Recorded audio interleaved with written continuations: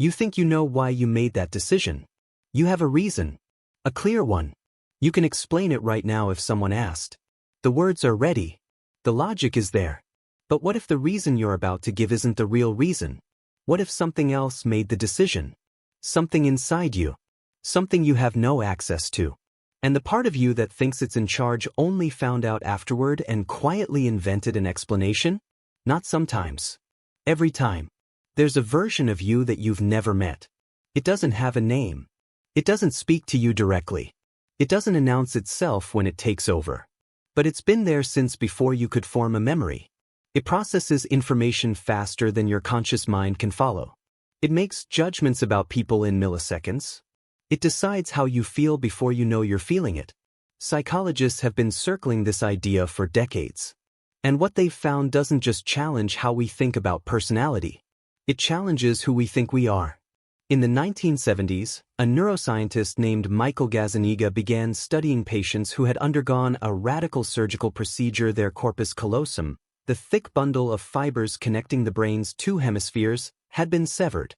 It was a treatment for severe epilepsy. The surgery worked. The seizures stopped. But what Gazzaniga discovered next was something nobody expected.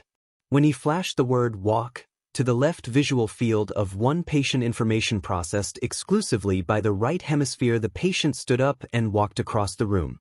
When Gazzaniga asked him why he got up, the patient didn't say, "I don't know." He didn't hesitate. He said, "I wanted to get a Coke." He had no conscious access to the instruction. His left hemisphere, the verbal, reasoning side, had no idea why the body moved. So it invented a reason. Instantly. Confidently. And delivered it as fact. Gazzaniga called that mechanism the interpreter. And here's what makes it unsettling. You have one too.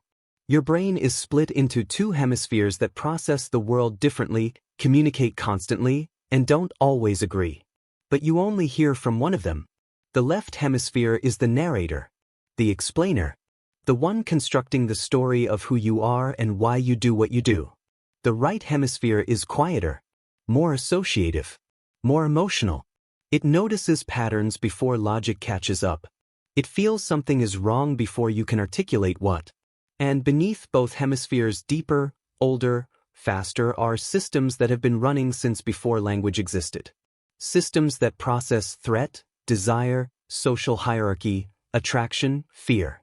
Systems that reach conclusions and push those conclusions upward into your behavior before conscious thought even begins. You experience the output. You never see the process. Here's a thought experiment. You meet someone for the first time. Within seconds, sometimes within a single second, you've formed an impression. Trustworthy or not. Confident or nervous. Safe or threatening. You don't decide to do this. It happens before deciding is even possible. Research by psychologist Nalini Ambady showed that people's judgments of teachers based on silent 30-second video clips predicted end-of-semester student evaluations with striking accuracy. 30 seconds. No words. No content. Just the body, the face, the movement. Something in you knew. Before you knew you knew. That's not intuition in the mystical sense. That's a parallel processing system, faster, older, and in many ways more experienced than your conscious mind, handing you a conclusion and letting your narrator wrap a story around it. The story feels like reasoning, but the verdict came first. And this is where it gets strange. Because that second system, that faster, older, deeper processor, it has preferences. It has fears. It has biases shaped by everything you've ever experienced, most of which you can't consciously recall. It's been conditioned by your childhood before you had language to describe what was happening. It remembers, in its own way, every time something hurt you, every time something felt safe, every time a pattern resolved in pain or in relief. And it uses all of that constantly to shape what you want, what you avoid, who you're drawn to, what makes you anxious without apparent reason. Researchers sometimes call this the adaptive unconscious. Not the Freudian unconscious of repressed desires and dream symbols. Something more mechanical, more pragmatic. A parallel operating system, running constantly, making thousands of micro-decisions before your conscious mind finishes a single thought. You are not one person. You are at least two processes, one that acts, and one that watches and explains. And the one explaining? It's often wrong. Psychologists Timothy Wilson and Jonathan Schooler ran studies asking people to explain their preferences, why they liked a certain poster, why they chose a particular option. What they found was troubling.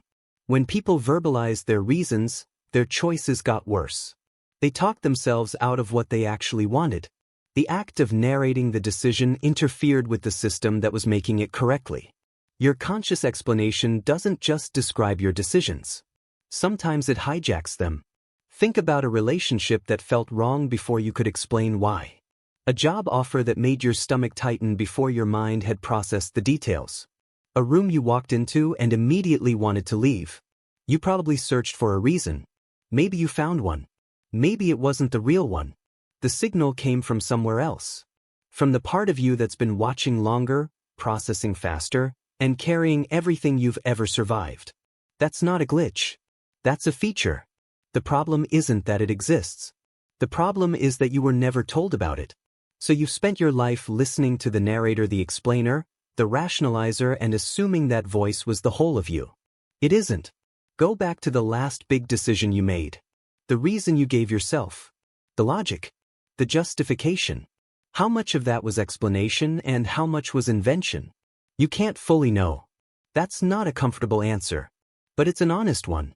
Because somewhere beneath the story you tell about yourself, beneath the reasons, the identity, the narrative of who you are and why you do things, something else is running. It knows things you don't. It's been there the whole time. And it has never once introduced itself.